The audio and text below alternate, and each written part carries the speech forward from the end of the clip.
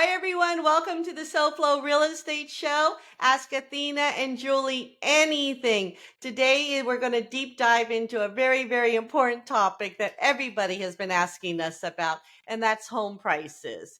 So we're into the spring market right now, which is traditionally the busiest time for home sales across the country. What we're seeing, though, is a little bit different than what the analysts were projecting. So if you're a home buyer out there and you're seeing what we're seeing, which is home prices are not coming down, interest rates are not coming down, but yet you're still wondering, how can you avoid overpaying for a home in today's market? Well, you tuned into the right podcast. My name is Athena Chalikas Barocas. I'm a top producer and award-winning realtor with Coldwell Banker here in sunny South Florida. I'm also the creator and host of the SoFlo Real Estate Show. So on today's podcast, Ask Athena and Julie Anything, we're going to be talking about home prices and the 3 ways you can avoid overpaying for a home even in today's market. By the way, if you like the podcast, please subscribe. So let me introduce my co-host, Julie Dinda of Radius Financial Group. Hey, Julie, welcome to the show. How are you doing today? Nice to see you. Great topic. Excited to dive in. I know, especially since this is the week where the housing market kicks off for spring sales. So talk about a relevant topic, home prices, and avoid overpaying. Exactly. Perfect timing. Good. So let's get to it today. Let's start off because it's so appropriate. Let's talk off by giving an update on the 30-year mortgage rate and kind of a brief thought of where you think it might be going between now and the end of the year. Yeah, so right now we're sitting pretty right at about 7.5 at your 30-year conventional rate. Your FHA as well as your VA are anywhere from 7.1 to 7.24 as of today, this morning. And the interest rates are so all over the place, but because of everything that's kind of going on in the system, it's only going to get better. It has to, right? So I'm very positive with that, and it's kind of been the same for a while, so it's kind of like it's going to be what it is right now. I mean, it hasn't really adjusted very much, and I think that it'll kind of stay right that before it gets better. Okay, so you're feeling pretty optimistic that by the end of the year, we're going to see some kind of action from the feds that are going to create a better position for interest rates between now and the end of the year. Correct. Yes, absolutely. So on that, as we move into home prices, here's a great segue is because home prices are such a hot topic and interest rates are such a hot topic and they're so integral to each other. One can't happen without the other. Should buyers wait to buy a home right now? It's the biggest question, Athena. Should I wait to buy a home? So Julie, what is your perspective on that? Absolutely not. You can't wait. Right now, the prices of the homes, their value just keeps rising and keeps rising. You cannot wait for interest rates to drop. You have to jump into it. I'm sure we're going to dive a little bit deeper into it, while we're talking, but right now is the best time. You can negotiate price, you can negotiate closing costs. You have all the power right now. So just do it, and let's worry about the rate at a later time. You're absolutely right because you could refi, you could buy down your rate. There are things a buyer can do to make the interest rate more comfortable. The one thing they can't do is stop appreciation. And right now we have home price appreciation. It's just at a slower rate. It's not that prices are coming down. Homes are appreciating just a little bit slower than they were back in a year ago, basically, or 2 years ago. And so yeah, I agree with you. If a buyer is out there looking for a home, jump into the market today. So let's go over some key market stats for our audience. And maybe this will give an overview of really what's going on in the market today, how it compared to the market last year, and again, why it's so important to jump into the market. So I'm going to pop up with a couple of stats, Julie. And if you have a couple that you'd like to share, jump in as well. The medium home price, this is a good one. The medium home price of a home that sold in February of this year, 2024, was 5.7% higher than a year ago. So home prices in February were 5.7% higher than February last year. So yes, homes are appreciated. The other stat I'd love to share with you is on a nation's supply of homes available on the market. We only have 2.9 months. Traditionally, 6 months has always been the marker for a traditional market or a neutral market where buyers and sellers came to the table in an equal possession of negotiating power, right? I always said 3 to 4 months was the tilting point, and I still believe that after 20 years. We only have 2.9 months of supply in the market. So, Julie, buyer's market or seller's market? I think it's a buyer's market for sure. You get out there and do it. Oh my goodness. No, it's a seller's market with only 2.9%. But it does feel like a buyer's It market. does You know why? It's negotiate. because buyers still are able to negotiate. Oh, great point. Great point. The other is that the home price growth has increased since January. It's increased per S&P Core Logic by 6% year over year. So we are seeing appreciation. We are seeing sales. We are in a seller's market. However, buyers do have the ability to negotiate. So it's a good market to jump in. Julie, I know you had a couple of stats to share with us as well. It's funny to like think about it because so I know you are. no, so basically it's a national survey. uh, We were checking it a little while ago. The large lenders show an average on that 30-year rate of about 7% as of April of 2020. So at the end of the day, that could be people buying it down, that could be people getting credits. But essentially, when they close, they're about 7%. The US inflation rate, February 2024, was 3.2%, still higher than the Fed's stated goals of 2%. Yeah. And that's really what's driving the interest rates or the Fed's comfort level. I'm going to say their comfort level in putting in price reductions.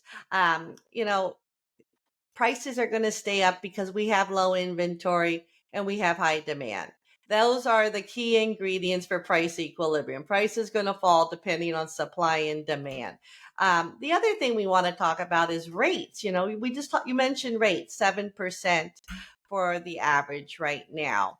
Um, the feds have to be careful, Julie, and I know you agree with me. They have to be careful when they start putting interest rate drops into the market, because if it comes too fast, then we're going to have price acceleration. Let me do that again. If the interest rate drops come into effect too fast, we're going to have price acceleration issues.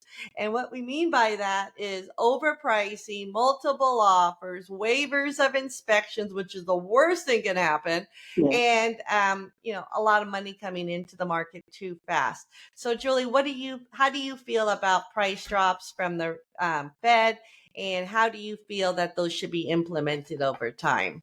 So the rate reductions, so if that does drop too quick, it essentially creates chaos. You have the multiple offers, you have the overappraised value, and all of that does it. So I think the three ways that, I mean, personally, I think at the end of the day, the way that we can get it, taken care of is exactly what you were saying before. Just go ahead, and the interest rates are going to get better. We know that, but don't expect for it to just jump so quickly. It's just not going to happen.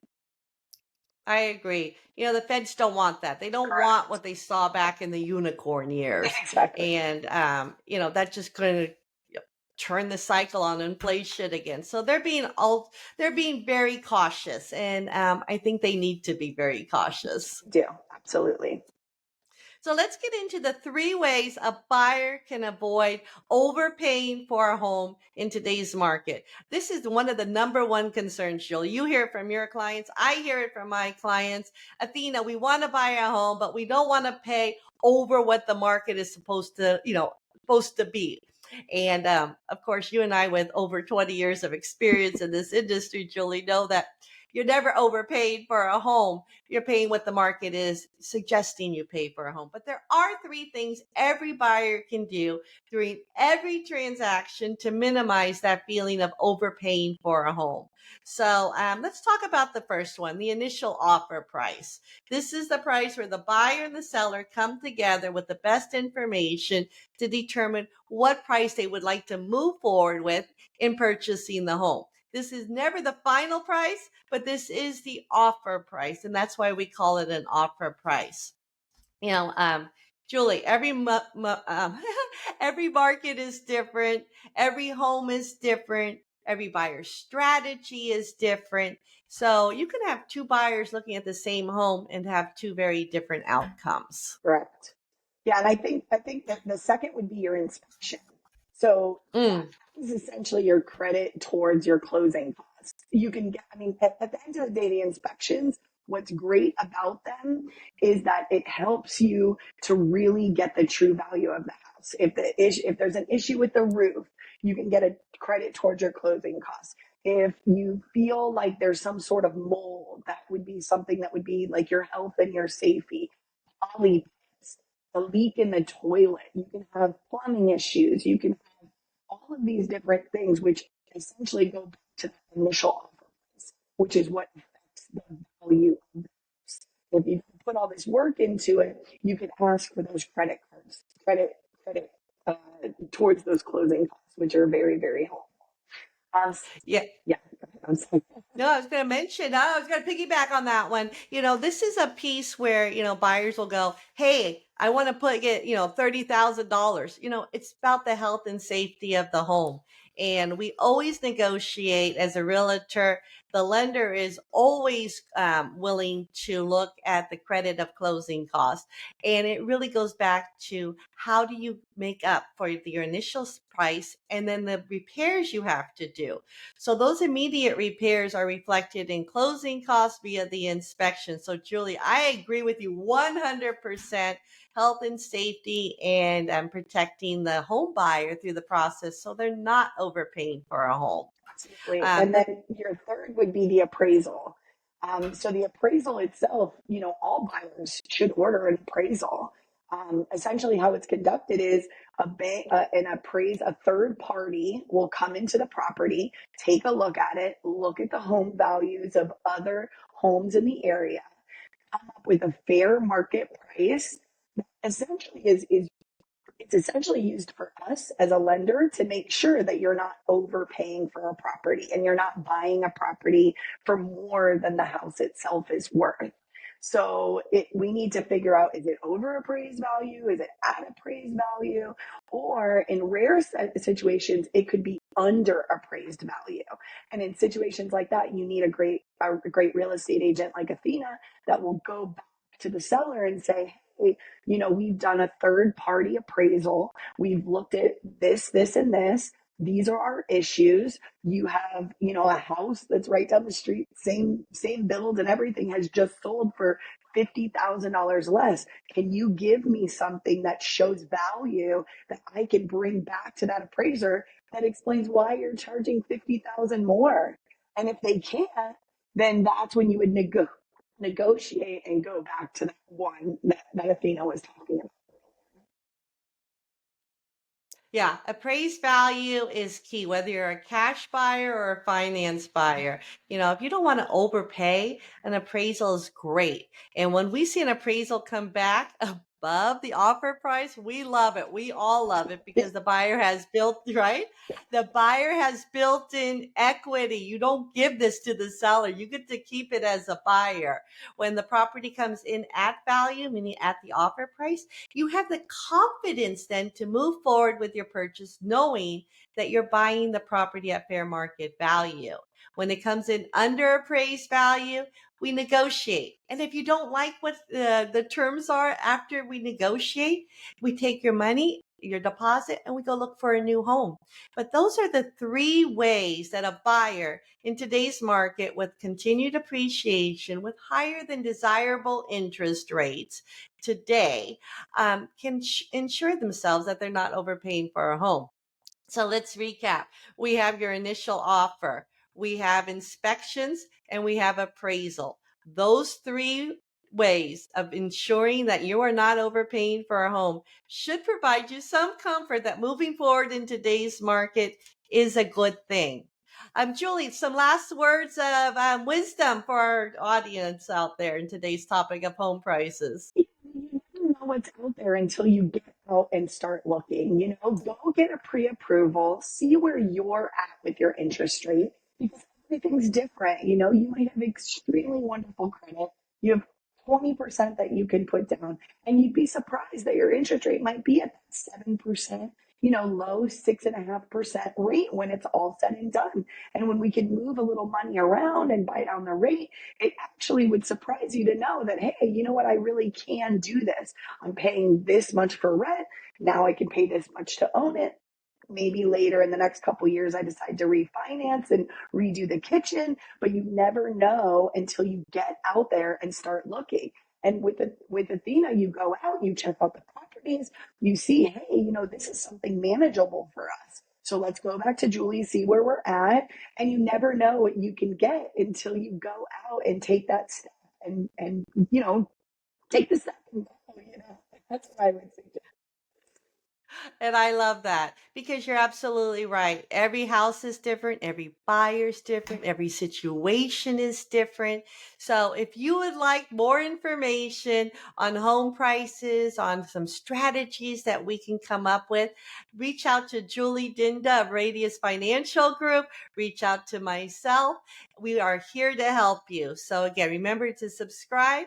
And if you'd like to book an appointment, go ahead and use the link below. Thank you, everyone. Thank you, Julie. I love having you as my co host, and we'll see you next week. Bye, everyone.